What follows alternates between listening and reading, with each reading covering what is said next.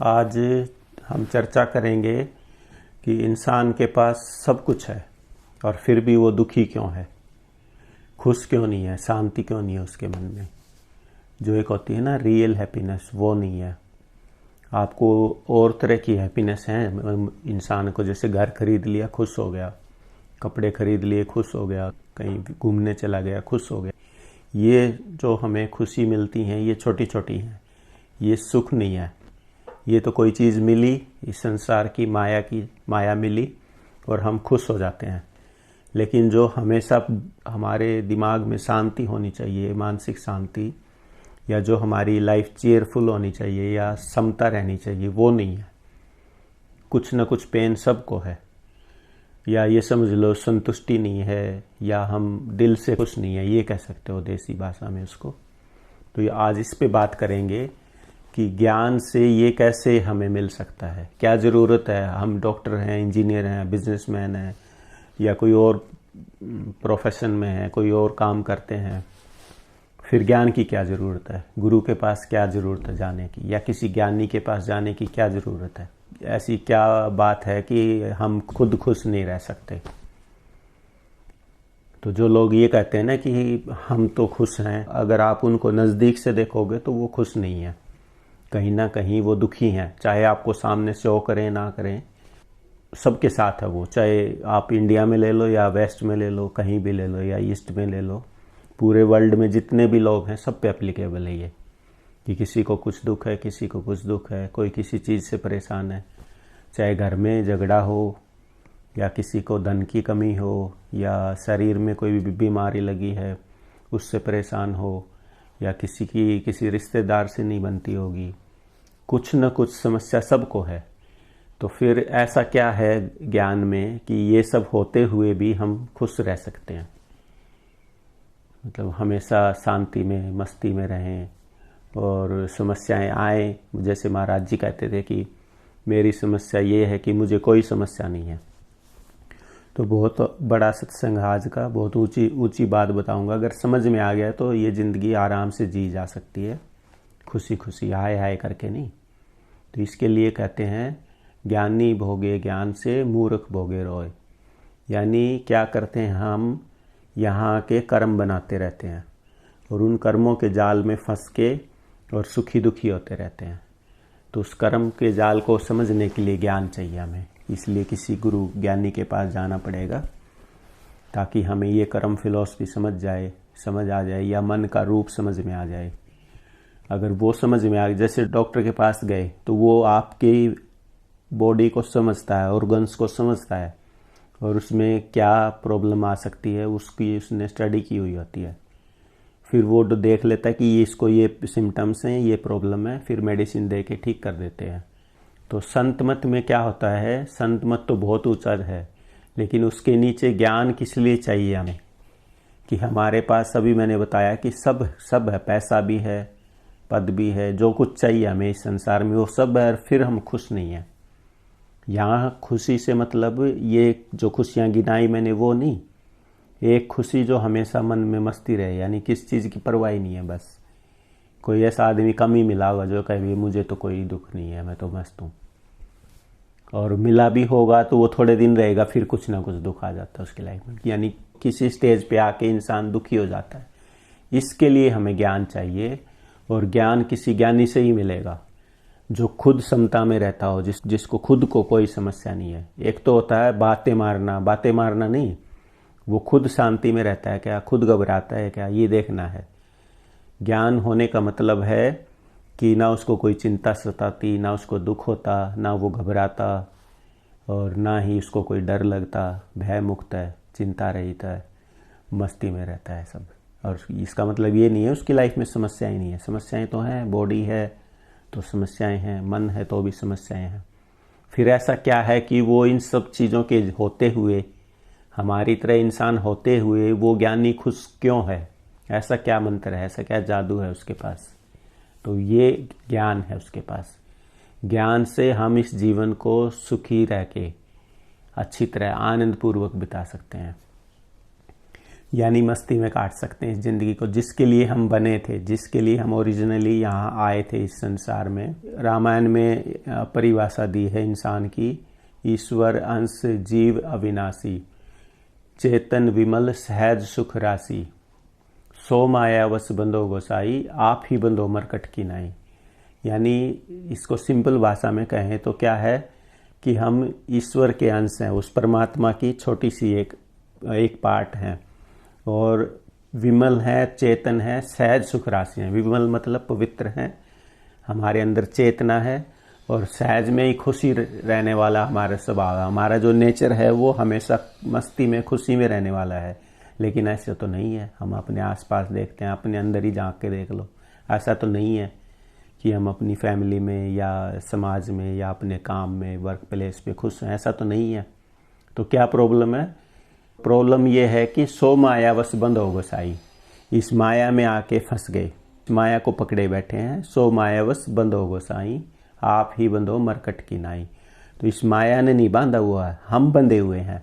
तो इस माया के बंधन से निकलने के लिए या कर्मों के जाल से निकलने के लिए हमें किसी गुरु की शरण में जाना पड़ेगा। तो आजकल गुरु के नाम से चिढ़ते हैं बुरी तरह लोग।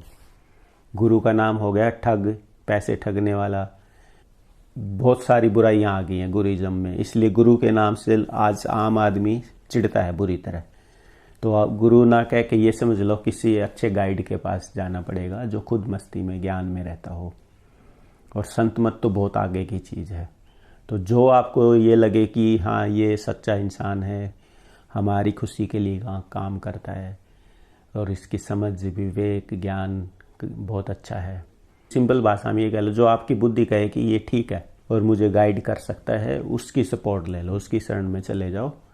और फिर जो बात उसकी अच्छी लगे वो सीखते जाओ धीरे धीरे। जो समझ में ना आए वो सुनते जाओ। बिना इंटरेस्ट जो सत्संग कराएगा वो से कुछ नहीं चाहेगा। ये तो हम अपनी खुशी से देते हैं, अपनी फीलिंग्स शो करने के लिए कि हम रिस्पेक्ट करते हैं, फेथ है, ये सब, वो इसलिए ये सब चीज़ें करते हैं। लेकिन जो सच्चा महात्मा होगा वो आपसे कुछ नहीं चाहेगा। वो ये चाहेगा कि जिस ज्ञान से, गुरु ज्ञान से मुझे शांति मिली है, वही ज्ञान मैं अपने भाई बहनों को बता दूं, ताकि ये भी अगर समझ जाएं तो खुश हो जाएं। तो आप समझ गए, इसलिए गुरु के पास हमें जाना है, ताकि हम सब कुछ होते हुए और फिर भी दुखी हैं किसी न किसी वजह से। रीजन्स अलग अलग हो सकते हैं, रिजल्ट एक ही है कि हम कभी ना कभी दिन में या महीने में या हफ्ते में हम 1 बार, 2 बार, 4 बार दुखी जरूर हो जाते हैं। तो कैसे खुश रहें? ज्ञान से खुश रहेंगे। और ज्ञान कहाँ मिलेगा? किसी ज्ञानी से मिलेगा। ये जो ज्ञान खुश रहने का है, ये ना तो माँ बाप को पता, ना हमारे टीचर प्रोफेसर्स को पता, ना कोई और सिखाता। ये तो कोई मस्त महात्मा शांति में रहता है वही सिखाएगा। तो बड़े शुभ कर्म होंगे जब ऐसे महात्मा के दर्शन होंगे, ऐसा आदमी मिलेगा जो हमें ये ज्ञान दे सके। नहीं तो हमारे अशुभ कर्म होंगे तो क्या करेंगे? इंटरेस्ट ही नहीं आएगा हमें, हम उनसे मिल ही नहीं पाएंगे, या मिल लेंगे तो उनकी बातें समझ नहीं पाएंगे, या हम इस लायक ही नहीं है कि उस ज्ञान को समझ लें। यानी ये समझ लो कि हमारे घटिया कर्म है या खोटे कर्म है कि हम उसकी बात को नहीं समझ पा रहे। तो फिर क्या करो? फेथ रखो कि आज नहीं तो कल, इच्छा रखो गहरी कि इस ज्ञान को समझ लें। तो कभी ना कभी वो ज्ञान कोशिश करते करते समझ आ जाएगा आपको। तो सबके लिए लागू ये है, जो सुखी जीवन चाहता है उसको कोई ना कोई, किसी ज्ञानी को एक अपना गाइड बनाना पड़ेगा। और वो फिर क्या ज्ञान देगा कि आपको कैसे खुश रहना है, ये ज्ञान देगा। मैं 1000 बार महाराज जी के सत्संग सुने, वो हर एक सत्संग में ये एक ही वो लेते थे सब्जेक्ट कि कैसे खुश रहें, कैसे खुश रहें।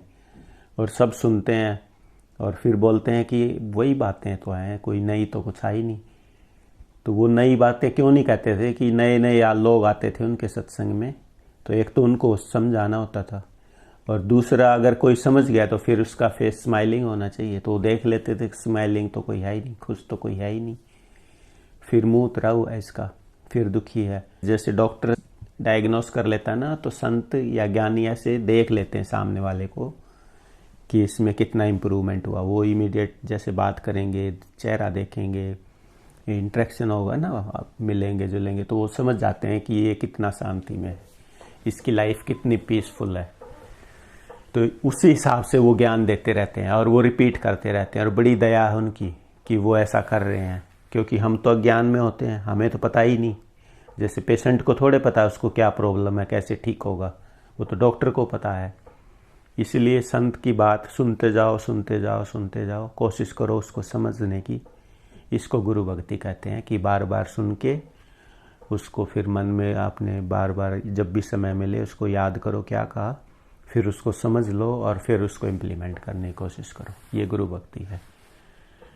तो अब खुश कैसे रहेंगे? खुश जब रहेंगे जब हमें ज्ञान हो जाएगा। ज्ञान से कर्म काटने पड़ेंगे।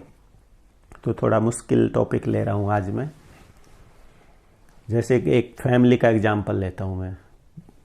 बाप बेटे की नहीं बनती, या सास बहू की नहीं बनती, देवरानी जेठानी की नहीं बनती, भाई भाई की नहीं बनती।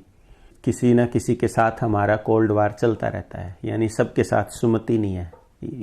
ऐसी फैमिली नहीं है कि परफेक्ट फैमिली है भाई, ये तो बस सब एक दूसरे से खुश हैं, एक दूसरे से एडवाइस लेके या सजेशन लेके काम करते हैं, और फिर जो हेड ऑफ द फैमिली है वो डिसीजन ले।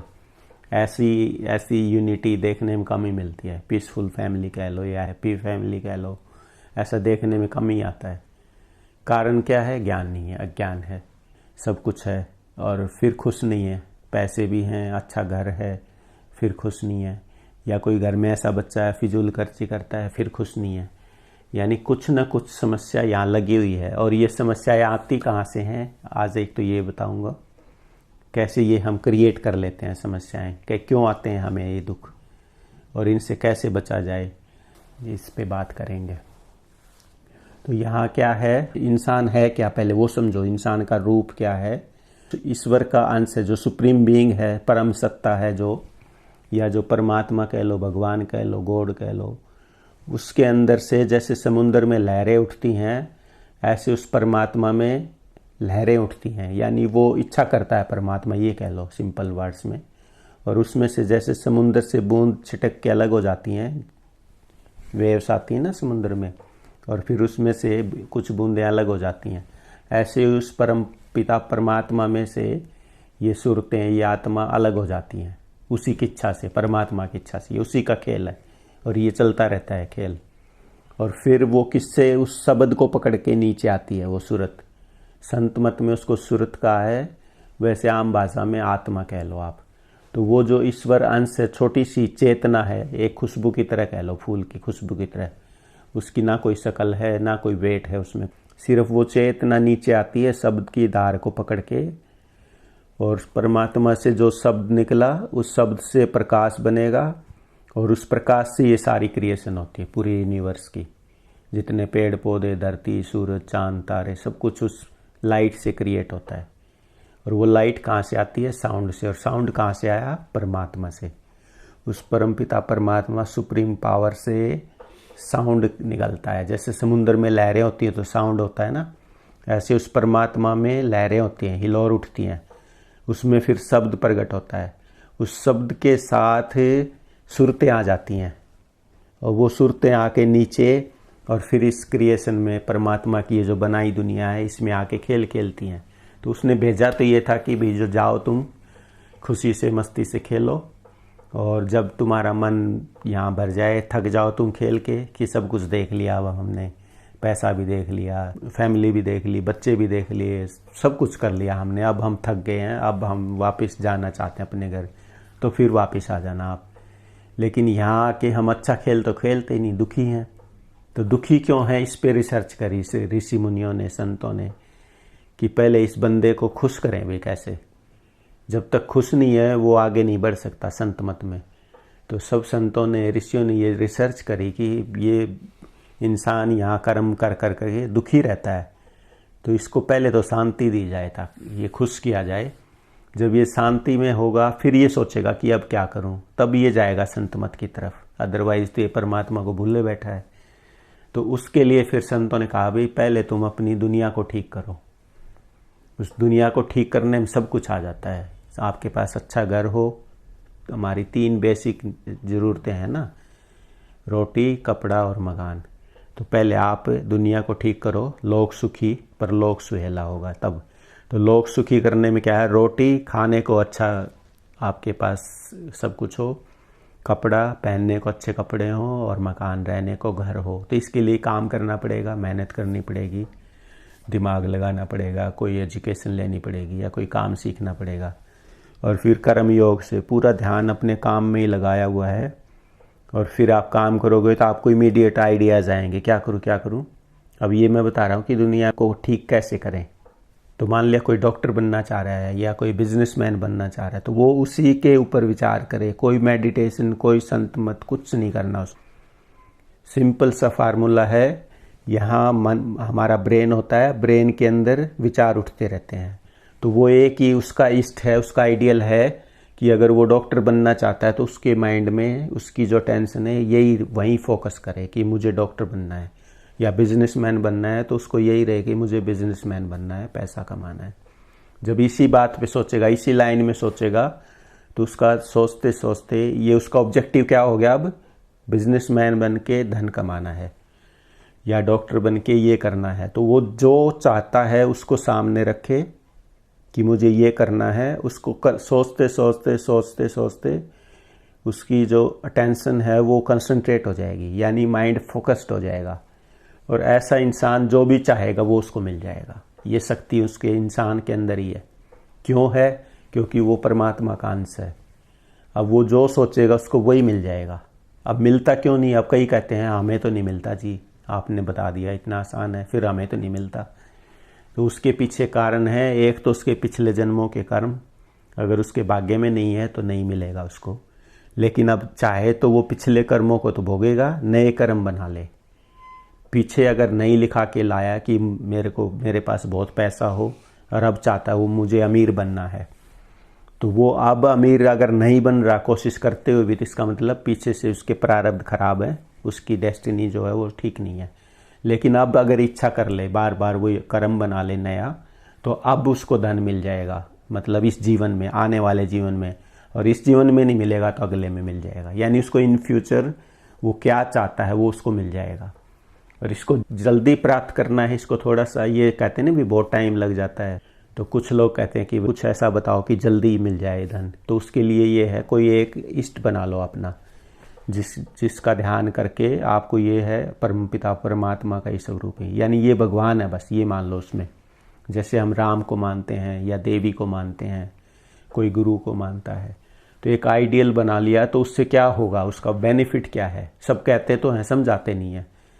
आइडियल बनाने का, इष्ट बनाने का ये फ़ायदा है कि हमारा मन जब उसको याद करेगा तो वहाँ ठहर जाएगा, रुक जाएगा मन। अभी मन बिखरा हुआ है ना, कभी कुछ सोचता है, कभी कुछ सोच रहा है, कभी घूमने के बारे में सोच रहा है, कभी घर के बारे में सोच रहे हैं, कभी कुछ सोच रहे हैं, यानी बिखरा हुआ मन है। तो उस बिखरे हुए मन से हमारी एनर्जी भी बिखर जाती है। तो उस एनर्जी को एक जगह करने के लिए, माइंड को स्टेडी स्टेट में लाने के लिए, कंसंट्रेट करने के लिए एक इष्ट बना लिया। मान लिया जैसे किसी ने मूर्ति को मान रखा है, राम जी हैं, जैसे राम को भगवान मान रखा है। अगर वो सही मायने में ध्यान करता है कि हाँ राम भगवान है, और जो इच्छा करेगा कि हे भगवान मुझे धन चाहिए, तो उसका वो विचार करते करते करते करते मन इकट्ठा हो जाएगा, और फिर उसको आइडियाज आएंगे कि ऐसा कर ले, ऐसा कर ले, ऐसा कर ले। फिर वो करेगा तो उसको धन आ जाएगा। ये सिंपल है। लेकिन हमें इसमें फ़ायदा क्यों नहीं होता? क्योंकि हमारा ध्यान ही नहीं बनता। यानी कभी कुछ सोच रहे हैं, कभी कुछ सोच रहे हैं, कभी कुछ सोच रहे हैं, तो माइंड वेवरिंग है, बिखरा हुआ है, तो वो चीज़ अचीव नहीं कर सकते। इसलिए सांसारिक सफलता के लिए कुछ भी चाहिए इस संसार में, यहाँ ध्यान करो। यहाँ क्या है? अब संत महात्मा बता तो देते हैं यहाँ ध्यान करो। यहाँ है क्या? यहाँ है हमारा ब्रेन, और ब्रेन में थॉट्स आते हैं। थॉट्स मन है, वो जो विचार हैं उसको मन कहते हैं। यानी आपके मन में जो विचार आएगा, जहाँ आपका ध्यान लगेगा, वो चीज़ मिल जाएगी। अब ध्यान बनता नहीं है, ध्यान नहीं बनता है, यानी हमारी अटेंशन वो फोकस्ड नहीं है। जैसे एक अच्छा डॉक्टर है, मान लिया एक कोई सर्जन है, वो ऑपरेशन करेगा तो उसका ध्यान, अगर उसकी अटेंशन फोकस्ड है तो वो बहुत अच्छा ऑपरेशन करेगा, उसका सक्सेस रेट बहुत बढ़िया होगा। और मान लिया उसके अपोजिट कोई डॉक्टर, उसका ध्यान नहीं बनता, उसका दिमाग कहीं और ही है, किसी और चीज़ में ही फंसा हुआ उसका मन, तो वो ऑपरेट करने जाएगा, कुछ ना कुछ गड़बड़ कर देगा, कुछ ना कुछ भूल जाएगा, छोड़ देगा, अच्छा ऑपरेशन नहीं करेगा। इसीलिए अगर संसार में सफलता चाहिए, नेम फेम चाहिए, धन चाहिए या सिद्धि चाहिए, तो अपनी अटेंशन को फोकस कर लो। और अगर आप किसी ईष्ट को परमात्मा का रूप मानते हो तो वो बहुत ईजी हो जाता है। बस क्यों, आपका विश्वास है कि हाँ ये भगवान है, बस वो आपका विश्वास काम करता है। वो काम कुछ नहीं काम करता, मूर्ति ने क्या काम करना है, आपके विश्वास ने काम करना है, क्योंकि सारी शक्ति आप में है। तो अब मैं ये बता रहा हूँ कि दुनिया को ठीक कैसे करें। यानी कई तो सत्संग में आते हैं, जी हमें कोई मतलब नहीं है संत मत से, हमें तो धन चाहिए, हमें नेम फेम चाहिए, हमें तो ये चाहिए, यानी संसारिक चीज़ें मांगते हैं। उसका तरीका बता रहा हूँ कि कैसे करें। तो उसके लिए क्या है, एक अपना ऑब्जेक्टिव बना लो। जैसे मेरा ऑब्जेक्टिव था कि मुझे इंजीनियर बनना है, तो बस यही सोचा इंजीनियर बनना है, कैसे बनना है, कैसे बनना है। फिर दिन रात यही कि कैसे टॉप करना है, कैसे टॉप करना है, यानी कुछ और नहीं दिमाग में, सिर्फ यही करते करते इंजीनियर बन गया। आप जैसे डॉक्टर बन गए, लोग और कुछ बन जाते हैं। उनमें भी कैटेगरी होती हैं अलग अलग, कि ये बहुत बहुत रिनाउंड, बहुत नेम डॉक्टर है, ये बहुत अच्छा इंजीनियर है, ये बहुत अच्छा बिजनेसमैन है।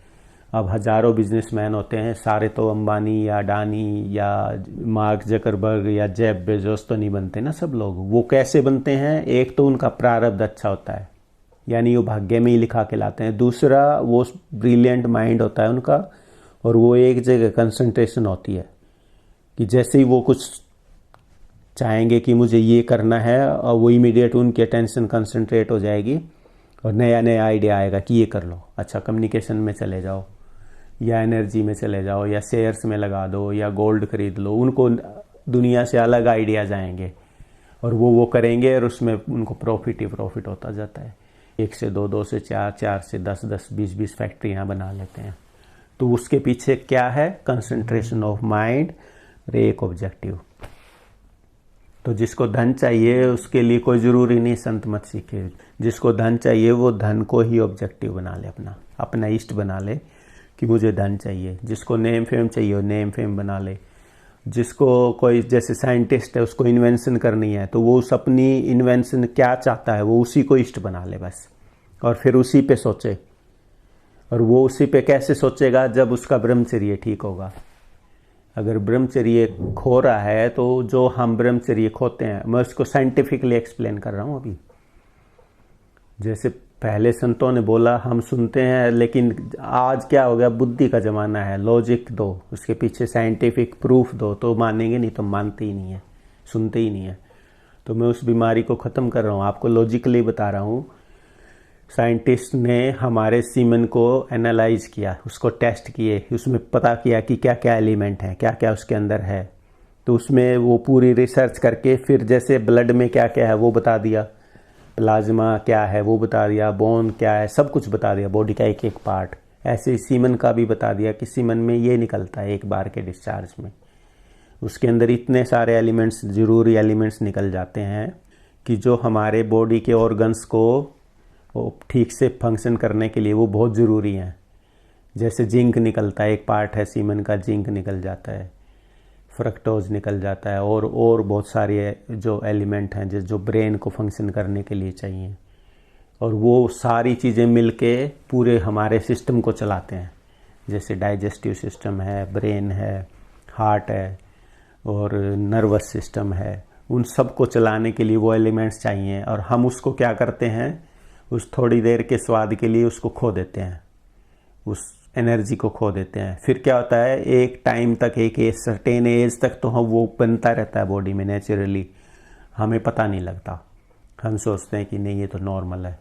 और फिर कुछ टाइम के बाद अराउंड 35 के आसपास से हमें फील होने लगता है कि हमारी एनर्जी कम हो रही है, हमारी जो वर्किंग आवर्स, जो कंसंट्रेशन है वो कम हो रहा है, या हमारी जो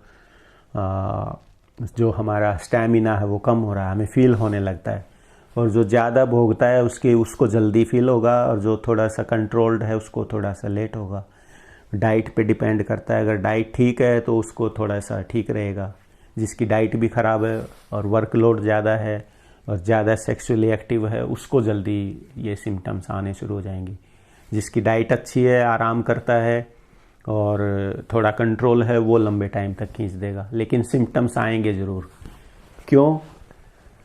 क्योंकि साइंस ने प्रूव कर दिया कि हमारे बॉडी के अंदर बायोकेमिस्ट्री है जो, उसमें हार्मोन्स चाहिए या सर्टेन कुछ केमिकल्स चाहिए या जो भी आप कहते हो डॉक्टर की भाषा में, वो चाहिए। तो वो क्या होगा, वो ब्रेन थोथा हो जाएगा। ब्रेन थोथा होने का मतलब ये नहीं है कि ब्रेन के अंदर सीमन है, नहीं, सीमन तो वहीं है जहाँ बनता है, जहाँ रिप्रोडक्टिव सिस्टम में है। लेकिन जब हम सीमन डिस्चार्ज करते हैं तो उसकी जगह लेने के लिए नया आएगा। वो नया कहाँ से आएगा, उसी ब्लड में से तो आएगा ना, बॉडी में से। तो वो क्या होता है, धीरे धीरे ब्लड में से वो एलिमेंट्स कम होने लगते हैं। जैसे किसी में विटामिन्स कम हो जाएंगे, किसी में एंजाइम्स कम हो जाएंगे। तो ये कुछ ना कुछ उसमें कमी आने लगती है बॉडी में, ब्लड में। और एक एज के बाद फिर वो डाइजेशन भी स्लो हो जाता है, एब्जॉर्प्शन भी कम हो जाता है, डाइट भी कम हो जाती है हमारी, उतना नहीं रहता ना। तो क्या होता है, फाइनली वो जो ऑर्गन्स को जो एलिमेंट्स चाहिए थे वो नहीं मिलते इन सब चीज़ों की वजह से। और फिर एजिंग भी होने लगती है हमारी एज के साथ साथ। तो इन सब चीज़ों से क्या होता है, फिर वीकनेस आने लगती है। तो फिर क्या होता है, माइंड वेवरिंग हो जाता है। यानी अब ब्रेन को जो चीज़ चाहिए थी वो नहीं है ब्रेन के पास, तो ब्रेन ठीक से फंक्शन नहीं करेगा। तो सबसे पहले क्या होगा, डाइजेशन ठीक नहीं रहेगा उसका। फिर उसको स्लीपिंग डिसऑर्डर्स हो जाएंगे, गहरी नींद कम आएगी या उसको थोड़ी देर के लिए नींद आएगी। तो अब ठीक से सोएगा ही नहीं, तो वो दिन भर इरिटेट रहेगा, बेचैन रहेगा, परेशान रहेगा। तो धीरे धीरे अशांति आने लगती है उसके जीवन में। और फिर दुनिया ऐसी है, यहाँ कुछ ना कुछ होता रहता है। फैमिली में किसी ने बोल दिया, या वर्क प्लेस पे किसी ने कुछ बोल दिया, या दिमाग में ही कोई थॉट आ गया हमारा, हम भी कुछ ना कुछ करते रहते हैं, तो हम परेशान होने लगते हैं फिर। यानी एक जाल बुन लेते हैं अपने चारों तरफ समस्याओं का, और उस जाल में फंस के फिर दुखी हो जाते हैं। फाइनली 30-40 के बाद ऐसे लगने लगता है क्या रखा है ज़िंदगी में, परेशान होने लगते हैं। उसका एक दूसरे पे ब्लेम करने लगते हैं कि तेरी वजह से मैं दुखी हूँ। ये नहीं पता कि उसका रीज़न खुद ही है। हमने खुद ने अपनी एनर्जी वेस्ट की है स्वाद के चक्कर में। यानी थोड़ी देर के प्लेजर के लिए उसको हम सीमन को वेस्ट करते रहते हैं, उस एनर्जी को वेस्ट करते रहते हैं। तो जब तक वो बनती रहती है, जब तक तो मज़ा आता रहेगा। और जैसे ही वो बननी कम होगी तो वो फिर उतना मज़ा भी नहीं आता जो पहले अर्ली एज में आता है, टीन एज में, या थोड़ा सा मैच्योर जब 25 के आसपास, 30 के आसपास होते हैं, तो फिर उतना वो मज़ा भी नहीं आता। फिर हम क्या करते हैं, मेडिसिन्स लेते हैं या कुछ और दवाइयाँ खाते हैं या आयुर्वेदिक चीज़ें, यानी कोशिश करते हैं उसको प्लेजर को मेंटेन करें। लेकिन फिर फाइनली बॉडी गिव अप कर देती है। और ये सब करते करते आते आते हमारे चारों तरफ समस्याएं टेंशन हो जाती हैं। तो क्या होता है, फिर बॉडी वीक होने लगती है। और सबसे पहले असर आता है डाइजेस्टिव सिस्टम पे। डाइजेस्टिव सिस्टम ठीक नहीं है तो आपका डाइजेशन ठीक नहीं है, एब्जॉर्प्शन ठीक नहीं है, यानी नया ब्लड क्रिएट ही नहीं हो रहा। जो आपको आपकी बॉडी को फंक्शन, ऑर्गन्स को फंक्शन करने के लिए जो जो एलिमेंट्स चाहिए वो बॉडी को आपको मिल ही नहीं रहे। तो किसी में विटामिन B12 कम है, किसी में D3 कम है, किसी में कैल्शियम कम है, किसी के अंदर ब्लड HB लेवल कम है। तो उसकी वजह से, इन सब डेफिशिएंसीज की वजह से क्या होता है, उसके अंदर फिर रोग आने शुरू हो जाते हैं। यानी आपकी इम्यूनिटी धीरे धीरे कम होने लगती है। और क्या होता है, अब क्या होगा, ब्रेन ज़्यादा ओवर थिंकिंग करेगा। वो जो नशा होता था उस एनर्जी का, आप ये टर्म तो समझते हैं कि कोई भी शक्ति है, कोई एनर्जी है, तो उसके अंदर पावर होती है। तो जो हमारे अंदर पावर है वो आत्मा की पावर है। वो आत्मा क्या है, वो सीमन है। अगर उसको हम ज़्यादा खो देंगे स्वाद के लिए तो फिर कुछ दिन के बाद वो एनर्जी लेवल कम हो जाता है, स्टैमिना कम हो जाएगा। तो जो उस सीमन को अगर हम इकट्ठा करते, प्रिजर्व कर लेते, एक किस्म से बॉडी में स्टोर कर लेते, तो उससे एक नशा बनता। उस नशे में क्या होता, खुशी रहती, मस्ती रहती, बेपरवाही रहती। यानी समस्याएं आएंगी, उसको टेंशन नहीं होगी, तो हाँ कर लेंगे, ठीक है, मस्त रहेगा उसको, हाँ ठीक है, क्या कर लेंगे। प्रॉब्लम आएगी, वो कहेगा अच्छा ये प्रॉब्लम आज क्यों आई है, ठीक करो। सो वो सॉल्यूशन की तरफ जाएगा, हाय हाय नहीं करेगा। वो किस वजह से, वो उसके अंदर नशा है उस एनर्जी की वजह से।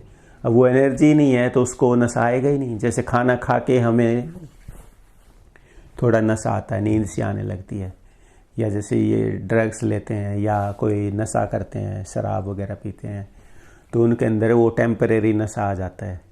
और उनको थोड़ी देर खुशी होती है, फिर वो निकल जाता है। ऐसे ही नेचुरलनेस भगवान ने हमारे अंदर ये दिया था। इसको लाइफ फोर्स कह लो, इसको सीमन कह लो, इसको आत्मा कह लो, कुछ भी कह लो। यानी अगर इसको ठीक सिर्फ बच्चों के लिए पैदा करने के लिए यूज़ किया जाए और बाकी टाइम कंट्रोल रखा जाए इस पर, तो इंसान के अंदर इतना नशा है, उससे उसका ब्रेन शांत रहेगा। समस्याएं आएंगी तो भी वो घबराएगा नहीं। जैसे शेर होता है, वो शेरनी के पास ज़िंदगी में एक ही बार जाता है, उसके बाद फिर वो सेक्सुअली एक्टिव नहीं होता, बब्बर शेर। बाकी फिर वो चीते वगैरह वही जाते हैं, वही एंटरटेन करते हैं। बब्बर शेर एक ही बार जाता है, तो देखो कितनी पावर होती है उसमें। आप उसको गोली मारो, वो ऊपर झपट के आएगा और डरेगा नहीं, पीछे नहीं हटेगा, सीधा सामने। मर रहे जिए वो कुछ हो, उससे परवाह नहीं है उसको। तो इंसान भी ऐसी ज़िंदगी जी सकता है, लेकिन हम संस्कार ले लेते हैं यहाँ से सेक्सुअलिटी के, और उसकी वजह से इस थोड़ी देर के मज़े के चक्कर में उस शक्ति को खो देते हैं। और उस शक्ति के खोने से, मैं फिर रिपीट कर रहा हूँ, क्या होता है, उसमें जो शरीर को चलाने के लिए जो ऑर्गन्स को जो एलिमेंट्स चाहिए, उनकी डेफिशिएंसी हो जाती है। उस डेफिशिएंसी की वजह से ऑर्गन्स का जो फंक्शन है वो ठीक से काम नहीं करते ऑर्गन्स, यानी उनका फंक्शन है वो ठीक नहीं होता। जो हमारी प्रकृति है, वात पित्त कफ, वो बिगड़ जाएंगी। इन सारी चीज़ों की वजह से आखिर में इफ़ेक्ट हमारे ब्रेन पे आने लगता है। यानी मन ज़्यादा चंचल हो जाएगा, दुखी रहेगा, बिना बात के परेशान होने लगेगा, स्वभाव चिड़चिड़ा हो जाएगा, कंसंट्रेशन चली जाएगी, छोटी छोटी चीज़ें भी ज़्यादा इफ़ेक्ट करेंगी, घबराहट हो जाएगी, बेचैनी हो जाएगी, तो उसका ध्यान बिगड़ जाएगा। अब उसका मन लगेगा ही नहीं किसी चीज़ में। यानी या तो वो इनिशिएटर नहीं होगा, वो सोचेगा चल कल कर लेंगे, देख बाद में कर लेंगे, यानी वो चीज़ों को डिले करने लग जाएगा और फिर घबराने लग जाएगा, डर आने लग जाएगा और एंग्जाइटी हो जाएगी। तो ऐसे आदमी कुछ भी काम करेंगे, उसके टेंशन तो है ही नहीं, फोकस्ड माइंड तो है ही नहीं, तो वो जहाँ भी जाएगा या तो वो उसमें सिद्धि नहीं आएगी या परफेक्शन नहीं आएगा। वो उस काम को तो करेगा, लेकिन ना तो उस काम को एंजॉय करेगा, ना उसमें उसकी पकड़ होगी उस काम में। यानी वो दिन काटेगा, एंजॉय नहीं करेगा अपने काम को, या नई नई इन्वेंशंस नहीं कर पाएगा। तो यानी उसकी ज़िंदगी खुश नहीं रहेगी। इस वजह से वो समस्याओं का पहाड़ खड़ा कर लेता है, नेगेटिविटी आ जाएगी, पुअर थिंकिंग हो जाएगी। ये सारा देखो जाल है, इसकी वजह से हम दुखी हैं। आप समझ गए कि हम एक तो बहुत सारे 70 सौदे लाद लेते हैं कि ये घूमने भी जाना है साल में, और हमने अपना काम जो है उसमें भी ब्रेन लगाना है, एनर्जी लगानी है, और घर भी बनाना है, और दुनिया भर के शौक पाल लेते हैं, और भी काम कर लेते हैं। यानी ओवरलोडेड है हम, हमारा ब्रेन है वो ओवरलोडेड है, उसको शांति है ही नहीं। तो अब तक आप समझ गए, हम खुद क्रिएट कर रहे हैं प्रॉब्लम्स को। एक रीज़न तो ये है कि हम अपनी ब्रह्मचर्य की शक्ति को खो देते हैं, उसकी वजह से हमारी बॉडी के ऑर्गन्स ठीक से काम नहीं करते, और फाइनली हमारा ब्रेन भी ठीक से काम नहीं करता और परेशान हो जाता है, वेवरिंग माइंड हो जाता है, फोकस लूज कर देता है, अटेंशन डिवाइडेड हो जाती है। तो कुछ भी काम करेगा उसको ज़्यादा टाइम लगेगा, या उसको आइडियाज़ नहीं आएंगे, यानी परेशान हो जाएगा, अपने काम में भी इंजॉय नहीं करेगा, औरों को, कलीग्स को भी, सीनियर्स जूनियर्स सबको परेशान कर करेगा ऐसा इंसान, और ब्लेम करेगा दूसरों को। एक रीज़न तो ये है। दूसरा रीज़न ये है कि बहुत सारी इच्छाएं हो बढ़ा लेते हैं हम, ये भी चाहिए, ये भी चाहिए, ये भी, वो भी चाहिए। तो इसकी वजह से भी हमारी ज़्यादा जो एनर्जी है वेस्ट होती है, यानी हमारा मन बेचैन हो जाता है ओवर एम्बिशियस होने से भी। तो अब क्या किया जाए?